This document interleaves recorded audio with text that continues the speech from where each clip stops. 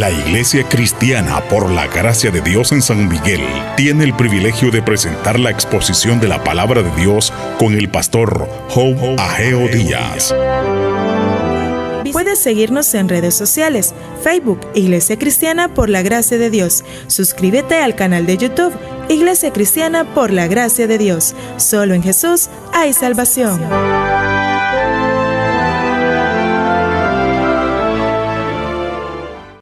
La palabra de hoy. Señor, venimos a ti por medio de tu sangre. Ya lo hemos hecho individualmente.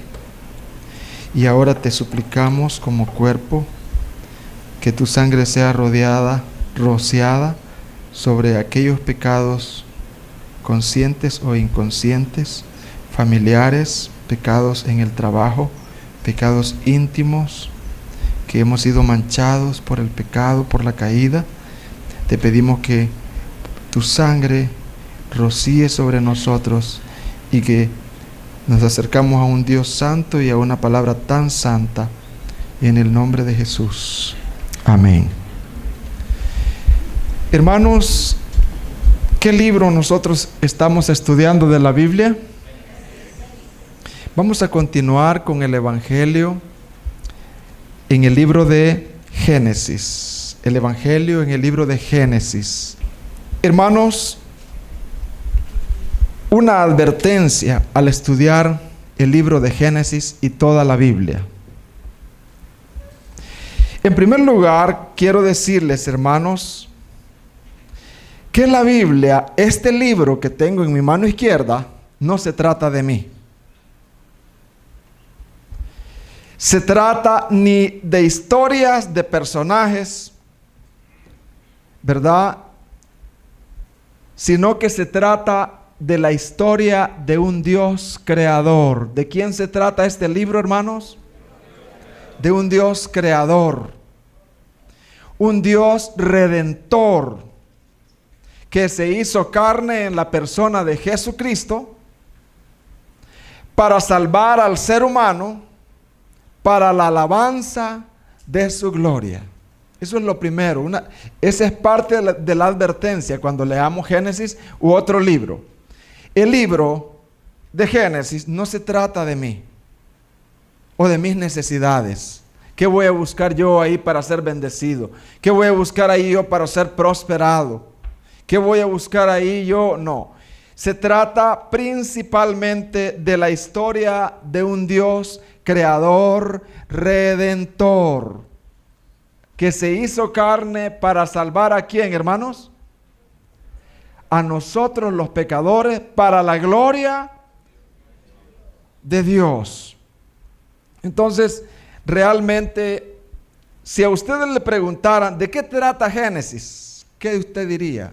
Usted diga, el libro de Génesis trata de la gran historia. La gran historia. ¿La gran historia de la humanidad? No. ¿La gran historia del origen del hombre? No, eso es parte, pero lo esencial es la gran historia. Y esa gran historia se resume en 4 palabras. ¿Cuáles son esas 4 palabras? Creador, caída, redención y consumación. ¿Se entiende, hermanos? Así que cuando alguien le pregunte ¿de qué trata Génesis? Génesis trata de una gran historia. ¿Y de qué trata la gran historia? Comience ahí. Y nosotros somos parte de ella, pero no somos los conductores principales. ¿Me di a entender, hermanos? Bueno, la Biblia no está llena de historias sin relación entre ellas mismas. O sea, la Biblia está llena de historias. La historia de Abraham, la historia de Isaac, la historia de Jacob, la historia de José. Pero esas historias no están separadas. Tienen una unidad. ¿Qué tienen, hermanos?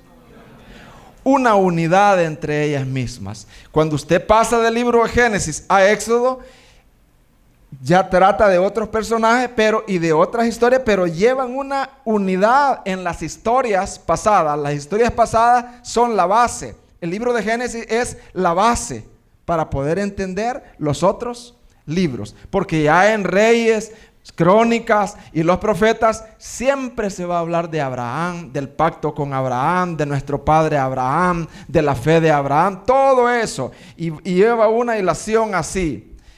Entonces, hermanos, dice un hermano: yo crecí pensando que la Biblia estaba llena de historias sin relación entre sí misma. Un domingo, dice el hermano, me enseñaban las 10 plagas de Egipto. Otro domingo, la historia de Zaqueo.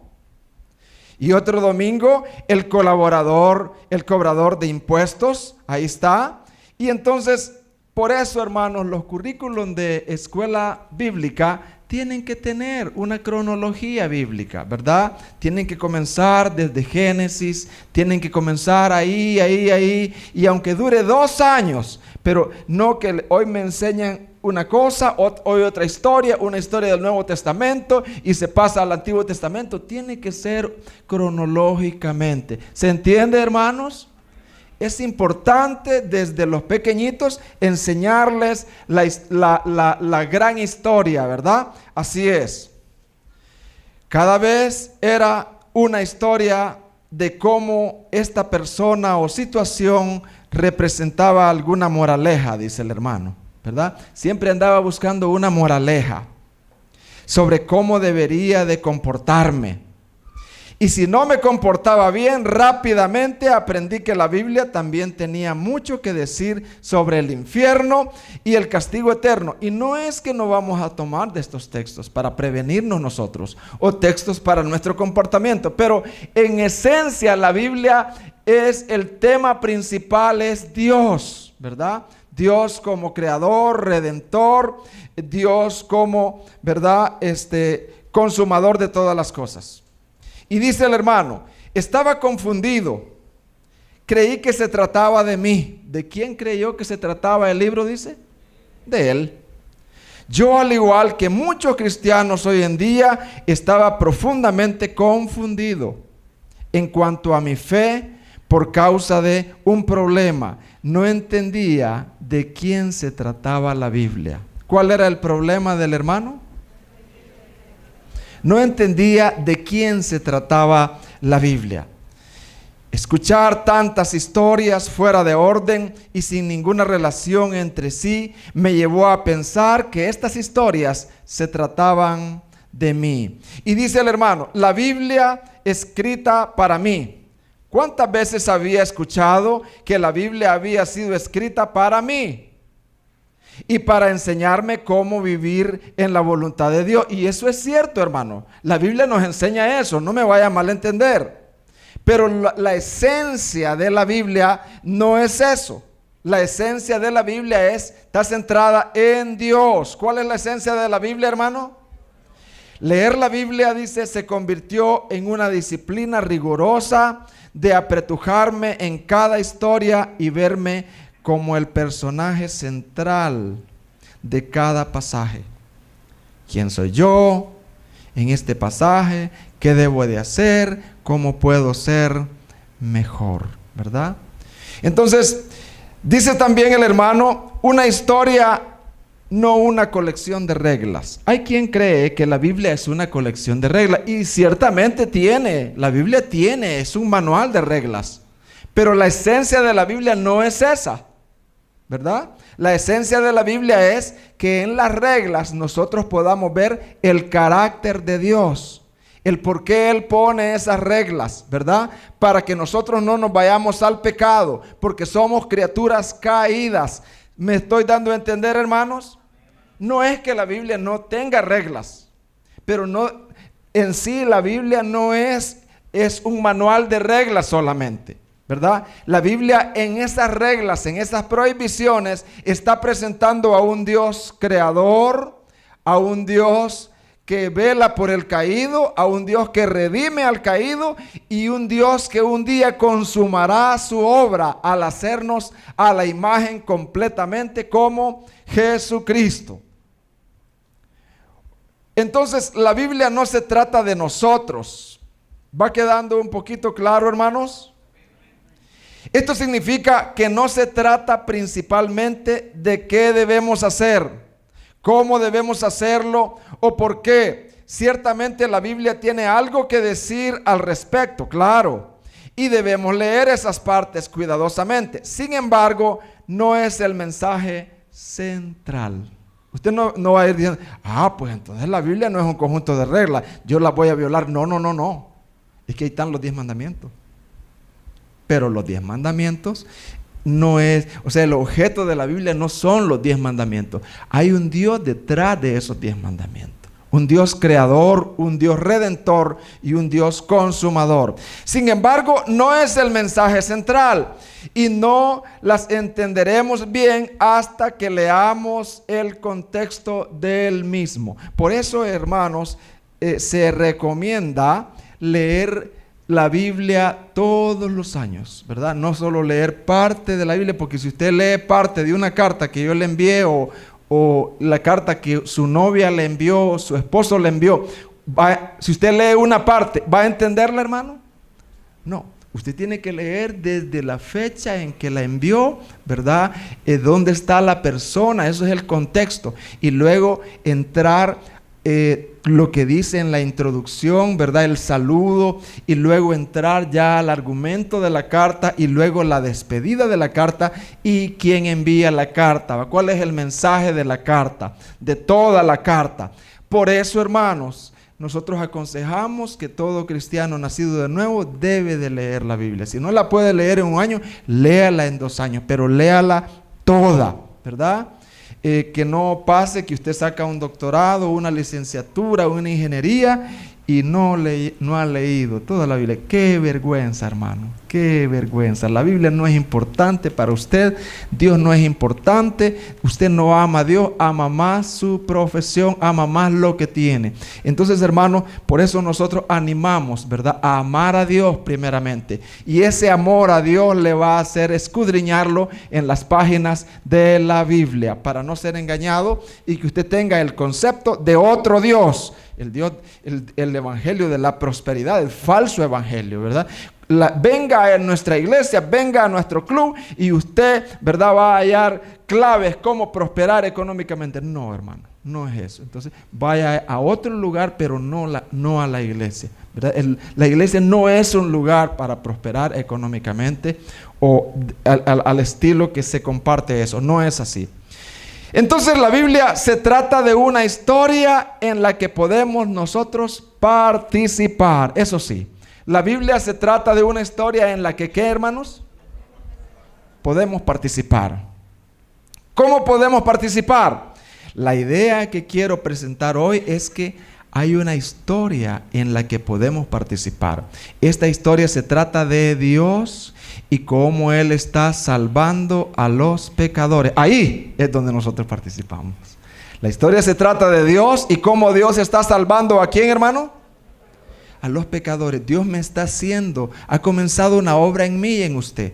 Una obra que se llama Jesucristo en mí, ¿verdad? Una semillita que está ahí, pero que va creciendo y creciendo y creciendo, y que un día vamos a llegar a la imagen. Esa es nuestra participación. Entonces, eso es, hermanos, ¿verdad? Un Dios que restaura al universo a través de Jesucristo. Se llama la gran historia. Podemos resumir esta historia y repasemos en 4 palabras.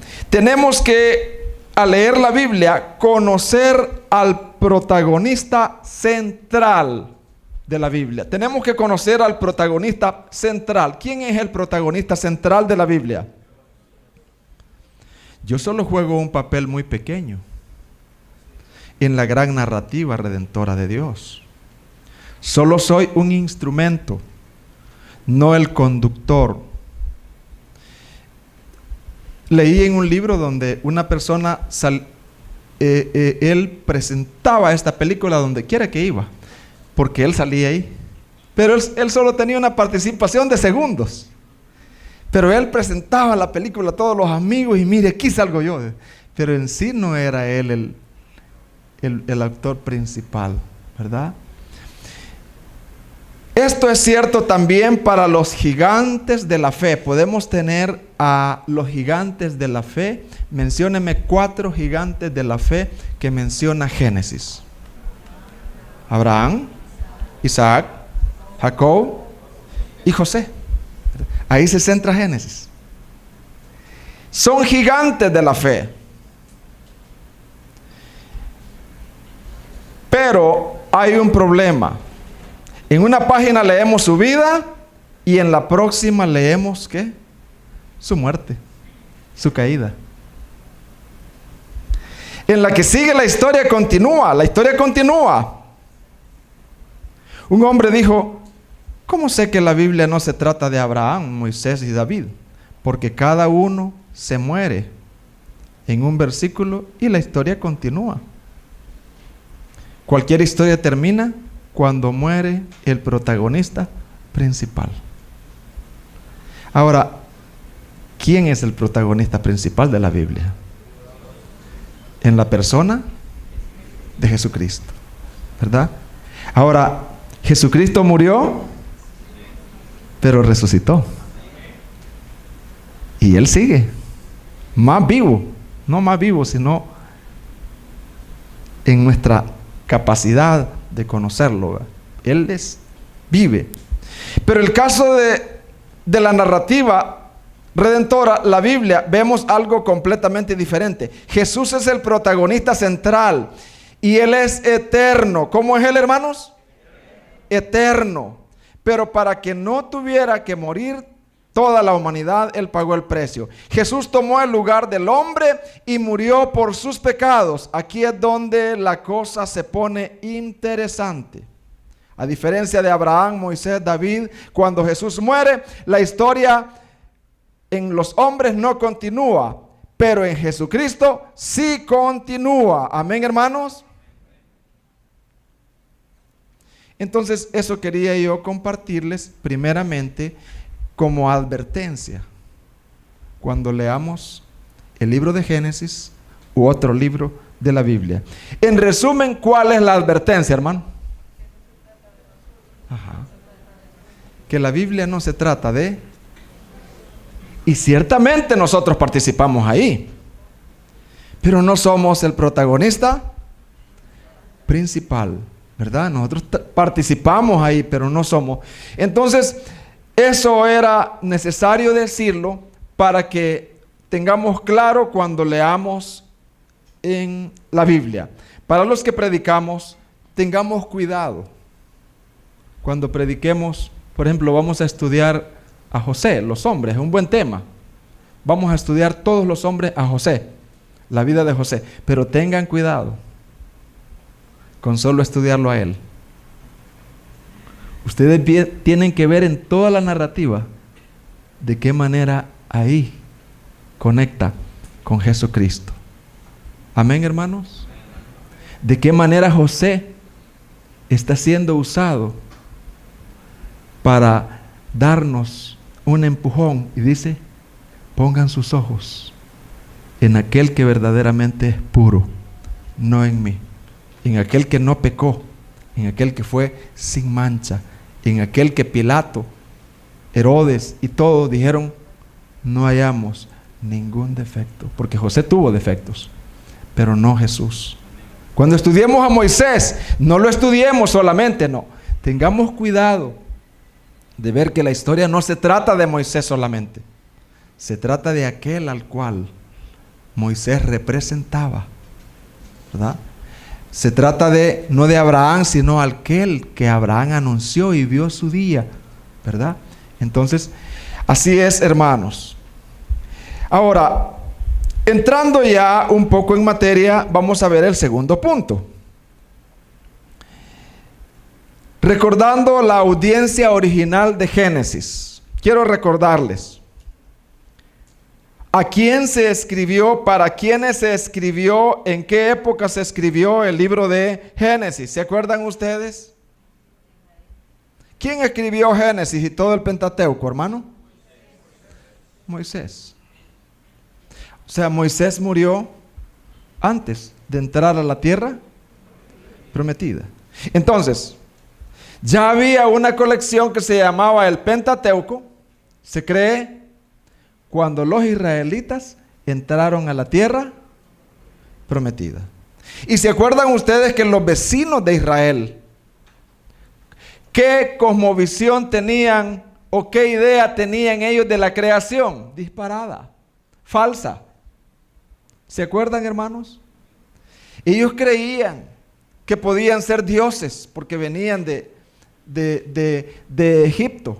A Faraón se le consideraba una deidad, la deidad, todas las deidades de los egipcios, ¿verdad? Como creadores del universo.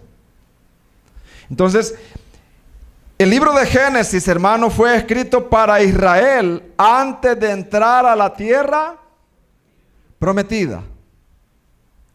Y para consolar a Israel cuando estuvo en el exilio en Babilonia.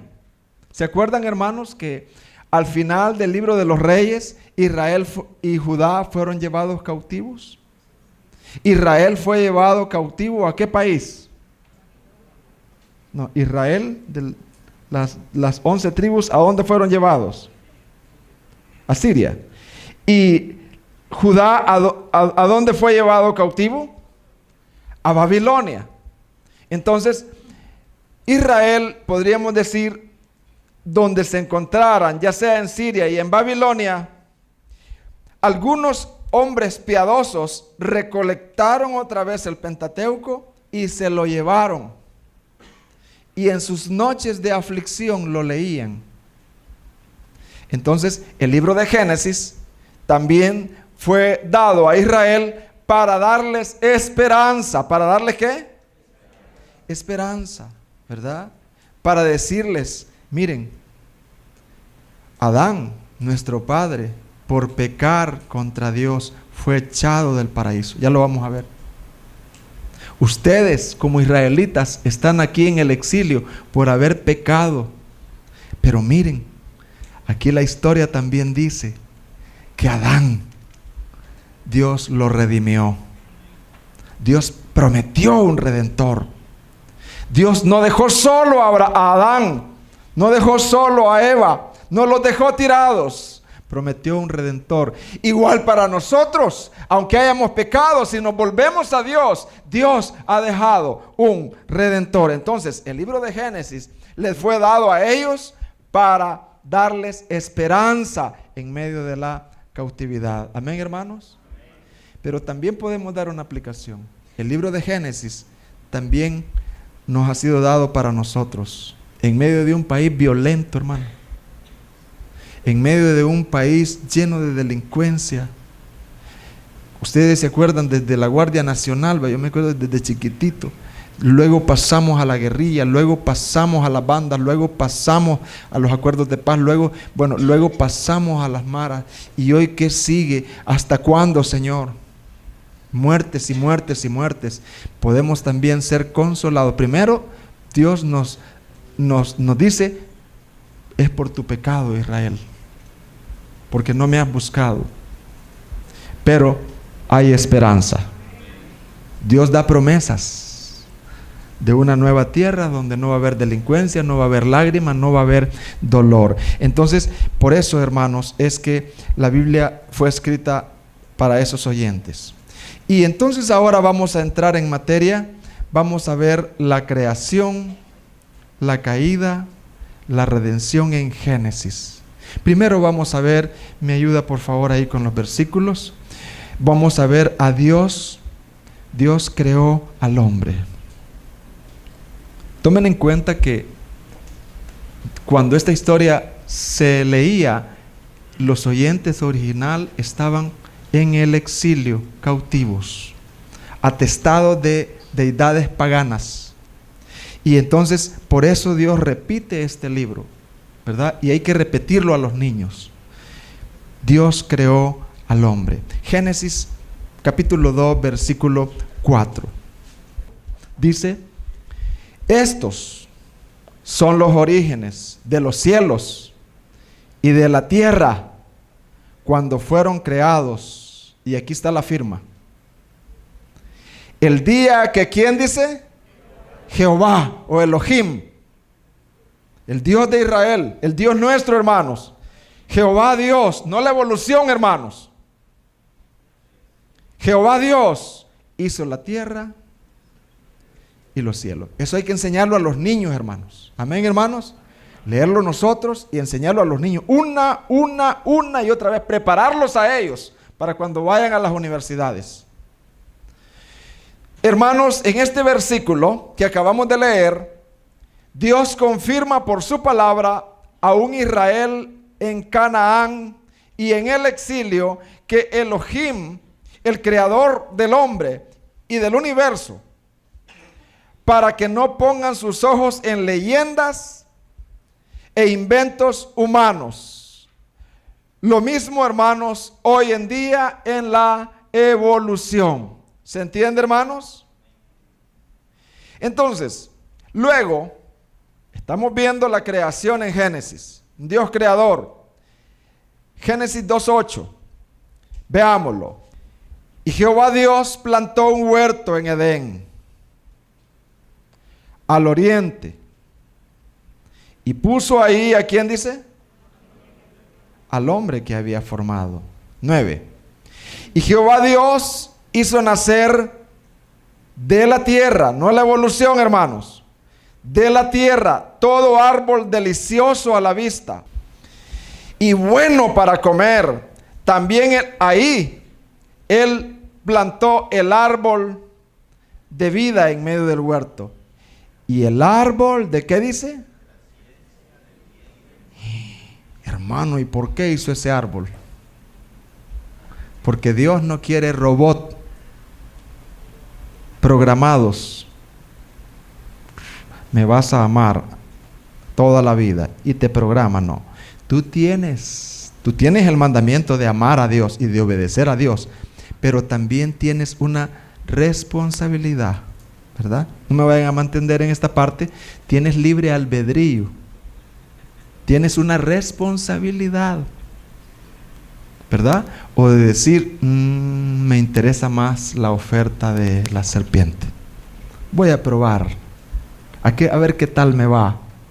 Yo creo en Dios, pero en esta parte no. Entonces, hermanos, este jardín era una porción dentro de la creación, ¿verdad? En la gran creación habían montañas, cerros y todo América, todos los continentes. Pero Dios escogió el jardín del Edén, dividida en 4 ríos, como una porción especial. ¿Como una porción qué? Especial, ¿verdad? Una porción como un reino, un reinito, donde Dios descendía, donde Dios vivía con el hombre, donde Dios platicaba, donde Dios tenía comunión, donde todos los animales eran domésticos, ya nacían así. Este jardín era una porción dentro de la creación. En el Antiguo Testamento, al jardín del Edén se le llamó el jardín del Señor. ¿Cómo se le llamó, hermano? ¡Wow! O sea, como que digan la casa del hermano Job. ¿Por qué? Porque ahí el hermano Job descansa. Ahí el hermano Job se quita las sandalias. Ahí hay una hamaca. Ahí hay un sillón. Extiende el sillón. Ahí el hermano Job, bueno, ahí duerme él, ahí vive. Así se le llamó al jardín del Edén. El jardín del Señor. Ahí estaba Adán. Ahí estaba Eva. Y no había nadie más, y estaban los animales. Hermano, era un reino en miniatura. ¿Cómo iba a ser el reino que Dios quería? Ahí en ese reino se hacía la voluntad de Dios, ¿verdad? Se hacía la voluntad de Dios. Una representación, este jardín, una representación del lugar santísimo del tabernáculo. ¿Se acuerdan del lugar santísimo, hermano? En ese lugar santísimo habitaba la presencia de Dios. Una representación de la morada celestial. Ahí Dios moraba y el hombre ahí en ese jardín tenía comunión con Dios. Comunión, se dice común unión con Dios. Y el hombre disfrutaba de los bienes de Dios. Ahí se hacía la voluntad de Dios. Era el reino de Dios en la tierra. ¿Qué era el jardín del Edén, hermano? No me pregunte cuánto medía, porque no pude hallar ese dato aproximado. No pude, pero se puede, por los ríos y todo eso, ¿verdad? Pero imagínense, hermano, el jardín del Edén como todo El Salvador. ¿Qué les parece? ¡Wow! Más pequeño, como todo San Miguel, pero un jardinazo, hermano. Ahí sí, era un jardín, hermano, un huerto tremendo. Ahora bien, no había pecado, no había caída. La pregunta es, ¿para qué puso Dios al hombre ahí? Génesis 2:15. Ahí se origina el trabajo. El trabajo no es parte de la caída, como dice la canción del Negrito del Batey, que dice que el trabajo lo hizo Dios como castigo. Y nosotros hemos sido influenciados por esa cultura pagana. Ay, el día viernes. Ay, sábado chiquito. Y comienza uno. Ay, este trabajo. Uf. ¿Te gustaría, en vez de estar trabajando, pensando en cosas malas, planeando un asalto? Hermano, porque eso es lo que hace la mente. Planeando cómo hacer un negocio ilícito. Dios nos ha encomendado, hermano. Y quizás algunos que somos más malos nos da bastante trabajo. Para que estemos bien ocupaditos. ¿Verdad? Bien ocupados. Así que, hermanos, ¿para qué Dios puso ahí Génesis 2:15? Tomó pues Yahweh Elohim al hombre y lo puso en el huerto del Edén. ¿Para que qué dice, hermano? Para que lo labrara, lo cultivara. Fíjense, imagínense, lo cultivara. Eso vamos a investigarlo allá. ¿Qué cultivos él hacía? ¡Wow! ¡Qué productivo era aquello! Y lo guardara, o sea, lo cuidara, ¿verdad? Llevar el agua por acá, acá y acá. Él hacía la capacidad que él tenía. Y el trabajo no era una maldición. No había habido maldición. Entonces trabajar glorifica a Dios. ¿Trabajar qué, hermano? Glorifica a Dios. No trabajar no le glorifica. Así que si alguno no tiene trabajo, busque trabajo. No hay, hermano, el diario se vende. Hermano, qué honroso es los limpiavidrios. Quizás no tú vas a ir, pero es honroso ese trabajo. Amén, hermano. Ellos están trabajando ahí, ¿verdad? Trabajo, por sencillo que sea, debemos de tomarlo muy honrosamente, como que Dios nos ha puesto ahí para desarrollar nuestro carácter, para ser fiel, para ser puntual, para aprender obediencia, aún a los jefes, ¿verdad? Que realmente son difíciles, dice la Biblia. Amén, hermanos. No trabajar no glorifica a Dios. Y entonces, hermanos, ahí estando el hombre en ese jardín, Dios le da la prohibición de Dios. Dios le prohíbe al hombre lo que puede y lo que no puede, lo que es bueno y lo que es malo. ¿A dónde Dios le prohibió? En su palabra. No estaba escrita en ese tiempo, pero si hubiera habido palabra escrita, Dios le hubiera dictado un párrafo, y así está escrito, ¿verdad? Así que, hermano, lo bueno y lo malo, ¿a dónde Dios lo ha escrito, hermano? ¿A dónde está lo que es bueno y lo malo, hermano? En su palabra. No, es que hoy está el relativismo. Si para ti es malo, para mí no es malo. No, espérate. ¿Crees en la Biblia? Sí, pero es que la Biblia hay que saberla interpretar. No, pero ¿crees en la Biblia? Vamos a la Biblia entonces. El matrimonio entre un hombre y una mujer, ¿a dónde está, hermano?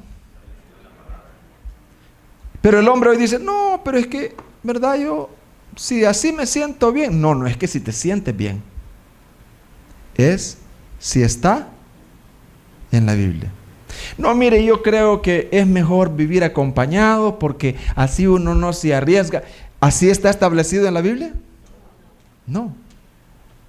Eso es vivir no por fe. Entonces, en la Biblia está, a lo que se exalta es el santo matrimonio. Y hablo con los de aquí para allá. Jóvenes, no se me acompañen. ¿Oyeron, jóvenes? Honren a Dios.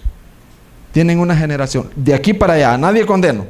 De aquí para allá estamos hablando. Los que no se han casado, cásense. Nosotros les ayudamos, ¿verdad, hermanos? Los hermanos abogados aquí, ellos rápido, ¿verdad? Rapidito. Así que, hermanos, ¿por qué? Porque el hermano pastor lo dijo. No, hermanos, es que la obediencia honra a Dios. Honra a Dios. Entonces, Génesis 2:16 dice: y mandó Jehová Dios al hombre, diciendo: de todo árbol del huerto podrás comer, mas del árbol de la ciencia del bien y del mal, ¿qué le dijo?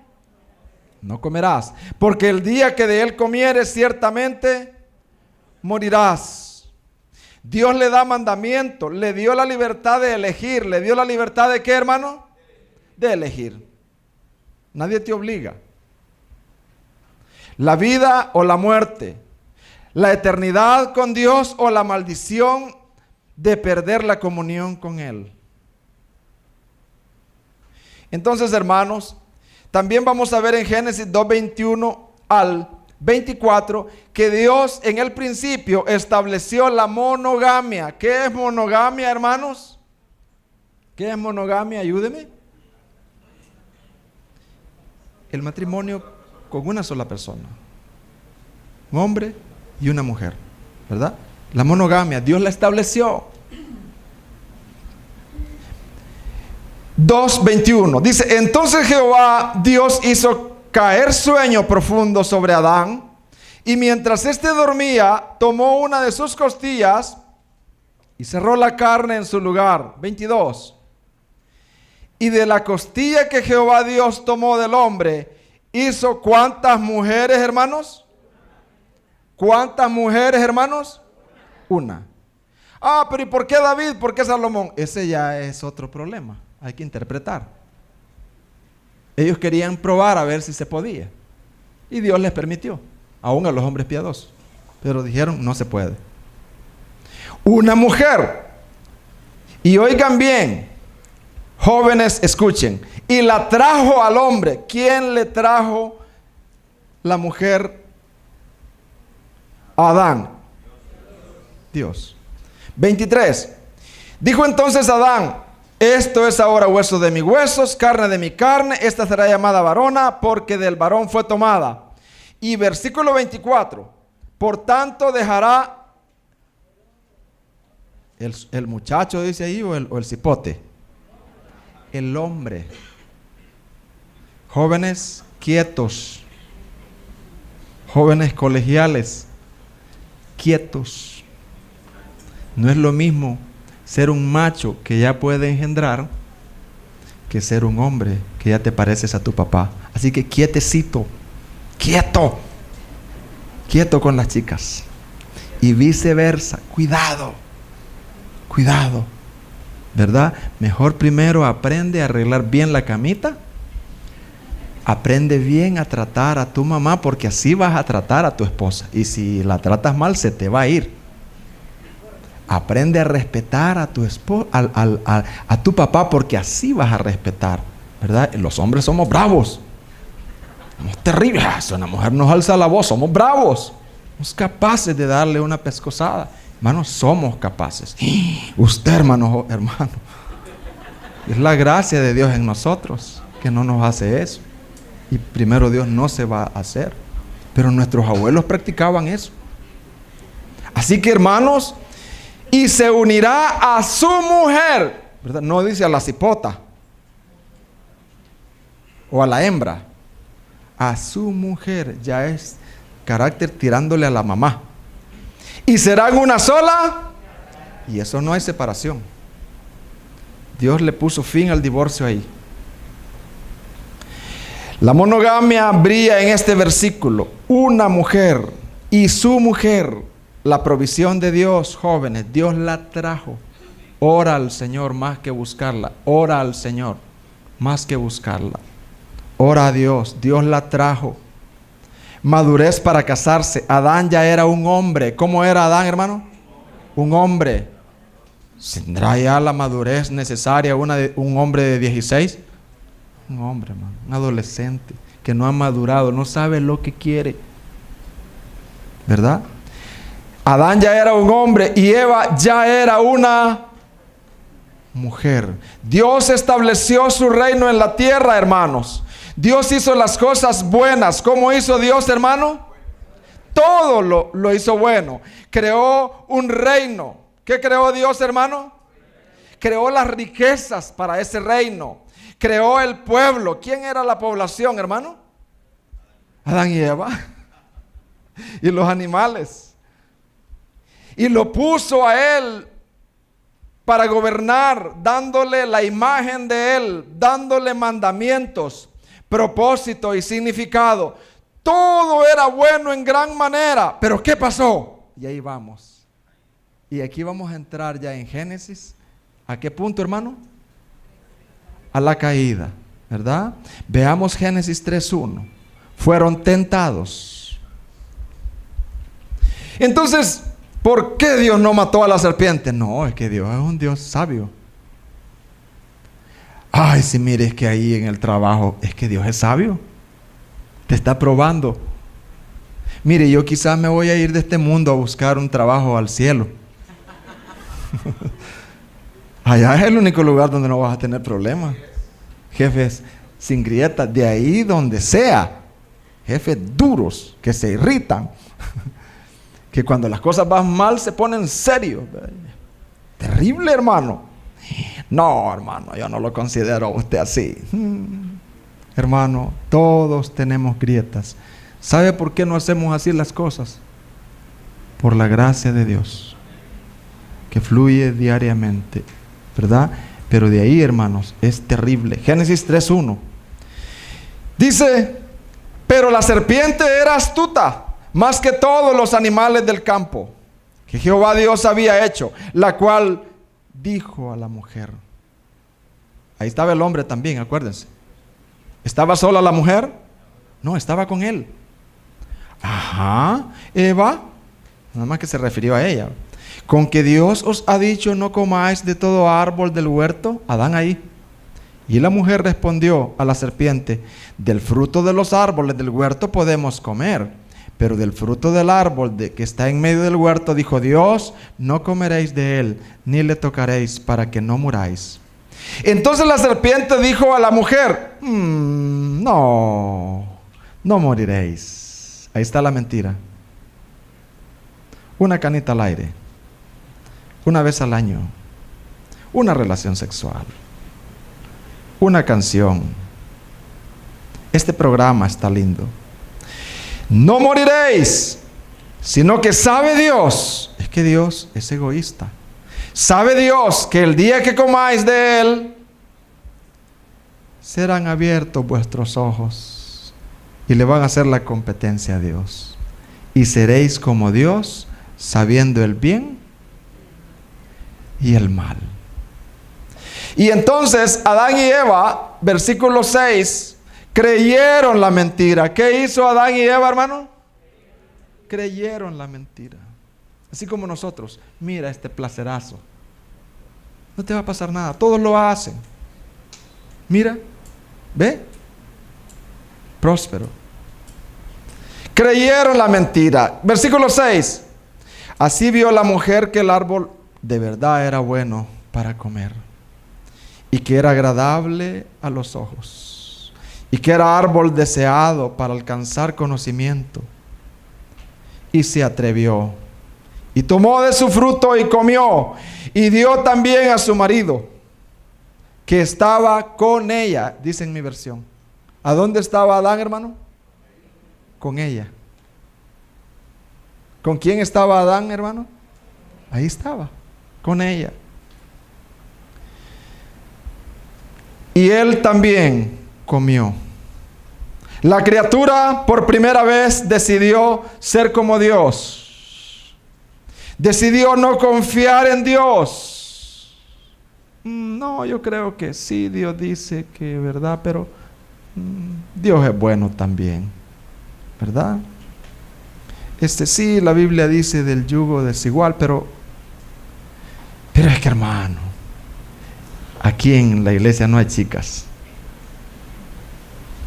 Y en el trabajo, mire ahí, no va a la iglesia, no es nacida de nuevo, pero viera qué buena gente es. Y bonita. La criatura decidió ser como Dios. Decidió no confiar en Dios. El pecado entró en el paraíso. La rebelión surgió en el reino de Dios. ¿A dónde surgió la rebelión, hermano? En el Edén. Dios tenía planes para Adán. Edén era perfecto, lleno de riquezas, pero no estaba desarrollado. Adán tenía, ¿cómo sería la ciencia hoy? Dios santo y justo decreta 3 juicios, porque Dios es justo, hermano. Amén, hermanos. No, es que Dios no castiga. Nosotros nos castigamos. No, no es así. A mis hijos yo los castigo. Ellos no se castigan a ellos mismos. Yo los castigo. No, es que mire, todos vamos a ser salvos, decía un hombre allá en una predicación. No, hermano, no todos van a ser salvos. Por último, bueno, hermano, Dios santo y justo decreta 3 juicios. El primer juicio lo dio sobre la serpiente. ¿Qué le dijo Dios a la serpiente, hermano? La maldijo. Y que iba a andar sobre su vientre. La serpiente antes andaba así paradita, quizás en la cola y le servía de pie. Así como nosotros, ¿verdad? ¿Y cómo no es posible? Sí, quizás tenía un pie, no se sabe. Tenía así de la cola bien dura y ahí.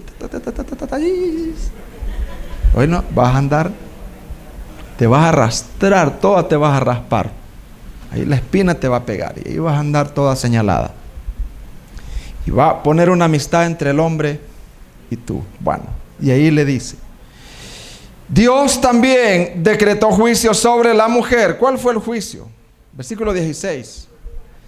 Los dolores. Los dolores. Pero saben, en el Evangelio, esa maldición, la gracia ayuda en esa maldición. Porque en medio del dolor, ¿verdad, hermana? Y lo vamos a estar viendo cuando ya veamos más Génesis. ¿Verdad que hay un gozo en medio del dolor, hermano? Y cuando ella tiene su bebé, ella no se... Y el dolor es fuerte, dicen. Pero se goza cuando la criatura sale. Porque Dios en medio de la maldición da su gracia. Y también, hermanos, Dios decretó su juicio sobre el hombre. ¿Y qué le dijo, hermano? Cuesta la chamba. Cuesta ganarse el pan. Y hermano, ¿cómo se gana el pan? Bueno, en mi trabajo. No es fácil, hermano. Uno ve como una gran montaña el texto. Y hermano, hay que, ¿verdad? Termina uno, oren por mí, hermano. Y después otro. Y hay que hacerlo bien. Así dice mi jefe. Hay que hacerlo bien. Y después otro. Y con gozo. Amén, hermanos. Cada uno tiene su trabajo. Perdieron el paraíso, el reino y todo. Pero este no fue lo peor, el peor castigo de todos, sino el siguiente. El castigo más terrible de Adán y Eva fue que fueron expulsados al bosque. Un bosque hermoso, pero fueron expulsados del Edén, del lugar de comunión, del lugar de riquezas. Génesis 3, 22 al 24. Y dijo Elohim: ciertamente el hombre ha llegado a ser como uno de nosotros, conocedor del bien y el mal. Él no esperó. Y ahora no sea que extienda su mano y tome también del árbol de la vida y coma y viva para siempre. Yahweh Elohim lo expulsó del huerto del Edén para que trabajara la tierra de donde había sido tomado. Una tierra maldita. Amén, hermanos. Una tierra de espinas, hermano, una tierra de fieras. Así pues expulsó al hombre y situó querubines al oriente del huerto del Edén con la espada flameante que se revuelve para guardar el camino del árbol de la vida. Qué triste, ¿verdad, hermanos? ¿Cómo se sentían los israelitas? Se identificaban y decían, esto nos pasó a nosotros por pecadores. Wow, cómo vivíamos en Jerusalén. Ahí estaba el templo, ahí estaban los profetas. Cómo no obedecimos a ellos. Wow. Y decían, ¿habrá esperanza para nosotros? Decían ellos. Sigamos leyendo Génesis, decían ellos. Sigamos leyendo, porque aquí aparece. Hay esperanza, Dios es misericordioso. Seguimos, ¿verdad, hermanos? Perdieron todo y ahora tenían que vivir en un mundo maldecido por Dios. Fueron expulsados. Con esto, el narrador quiere enfatizar en que así como los israelitas por su pecado habían perdido la tierra prometida, ahora debían reflejarse en Adán y Eva, que también por el pecado perdieron todo, perdieron el reino, el paraíso, la comunión con Dios. Y es que la paga del pecado, ¿qué, hermano? La separación de Dios. Cada vez que usted y yo pecamos, no es como pasarse la luz en rojo, sino que es como si usted escupiera la cara de Dios o le pegara a Él. Cualquier pecado es rebelión. Por eso ellos no podían volver al paraíso, porque ahí no podía haber pecado, rebelión. Por eso Dios puso querubines como protectores de la entrada al paraíso. Este detalle es interesante y lo vamos a estar viendo en atención. Dios puso querubines, los cuales vemos en el arca. ¿Se acuerdan que habían en el arca querubines? Bordados en las telas del tabernáculo habían querubines, ¿verdad? Luego bordados en el velo del templo, indicando así que Dios guarda por medio de ellos la entrada a su presencia, a menos que ellos sean quitados y haya alguien que los quite. ¿Nos va anunciando algo, hermano? Amén. Todo estaba cerrado, a menos que haya alguien, ¿verdad?, que pueda complacer a Dios y quite nuevamente eso. Pero en el Antiguo Testamento es un lugar con un velo cerrado hasta la fecha, ¿verdad? Entonces, ahí estamos, hermanos. Y ahora vamos a ver brevemente la redención. ¿Qué vamos a ver ahora? La redención. Fue una desastrosa caída. ¿Cómo fue la caída, hermano? Pero ante esa desastrosa caída, fíjese bien, hermanos, Dios no abandonó a su creación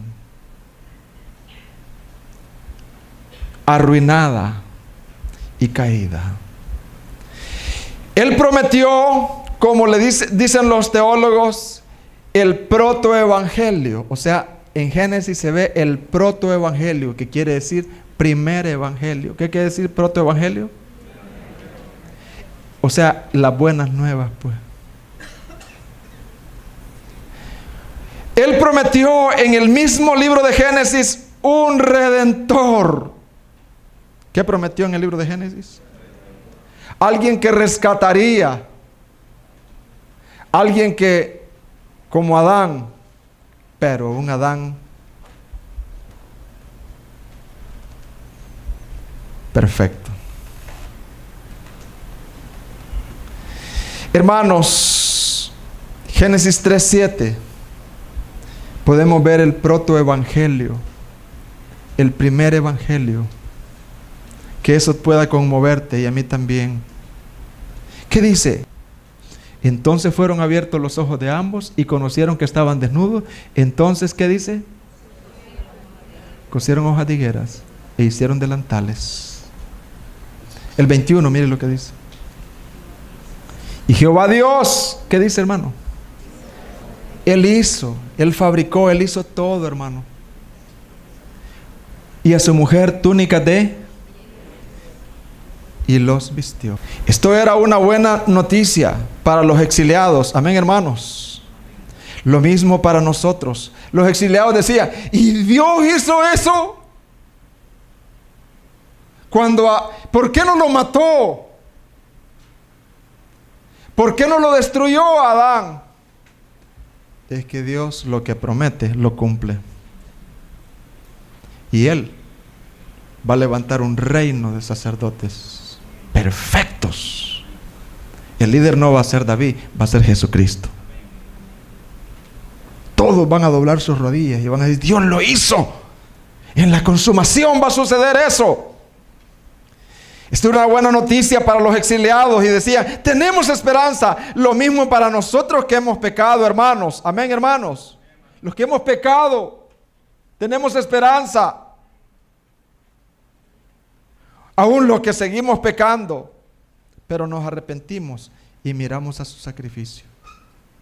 Quiero concluir, hermanos. ¿Verdad que el Señor es creador, hermanos? Pero cuando el hombre cae, ¿verdad que Él es redentor? Sé que muchos tienen o tenemos problema con la culpa cuando pecamos. Y viene la acusación, primeramente, de nuestra conciencia. ¿Quién es el primero que nos acusa, hermano? Y sos hijo de Dios, ¿verdad? Imagínate, no estás haciendo nada. Mejor vete. No estás haciendo nada. Otra vez fallaste. Nos acusan los más cercanos. Nos acusan los compañeros de trabajo. Dice que es creyente. El domingo hay cucarachas de la iglesia y mira los errorazos que comete aquí. Nos acusan.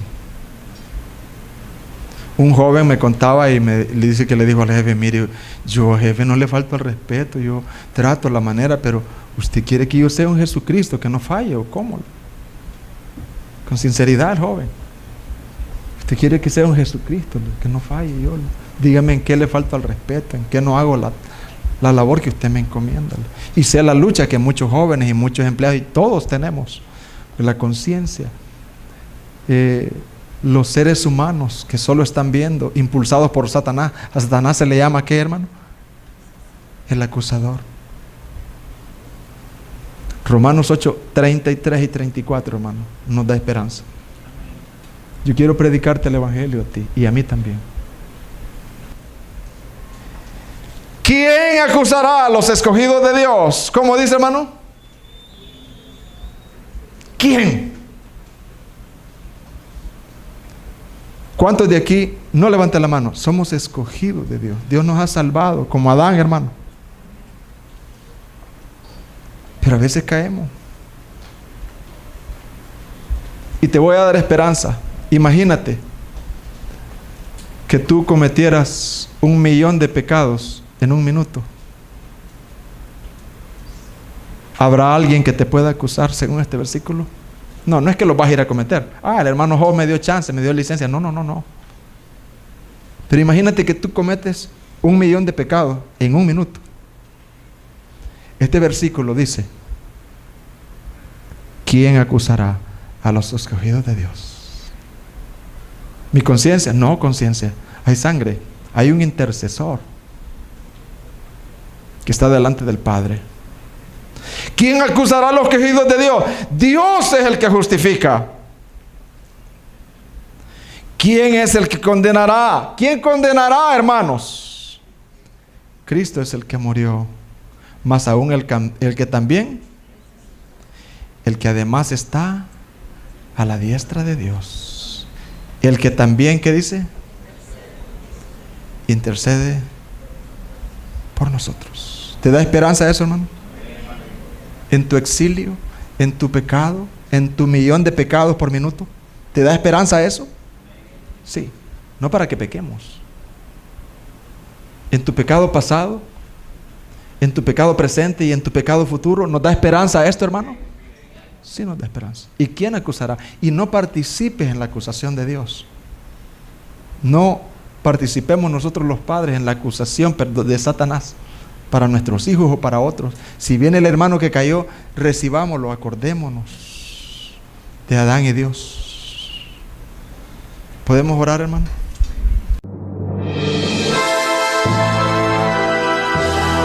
La Iglesia Cristiana por la Gracia de Dios en San Miguel tuvo el privilegio de presentar la Palabra de Dios.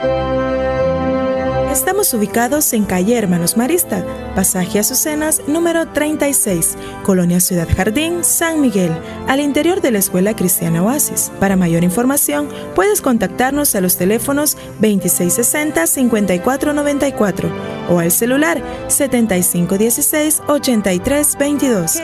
Puedes seguirnos en redes sociales, Facebook, Iglesia Cristiana por la Gracia de Dios. Suscríbete al canal de YouTube, Iglesia Cristiana por la Gracia de Dios. Solo en Jesús hay salvación.